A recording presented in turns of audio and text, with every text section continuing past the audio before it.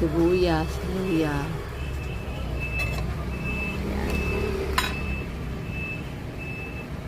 Magpapaapoy tayo kasi papabago muna tayo para maluto ang ating gulay. Ito yung mga sinaunang ginagamit uling. Sanay na ako rito magluto sa uling.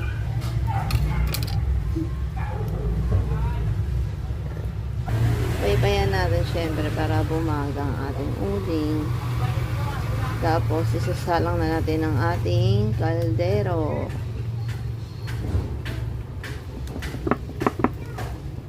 Mabilis yung bumaga ang ating uling kasi maganda at yung tuyo. Araw-araw tayong ganito. Salang tayo. Painitin natin yung ating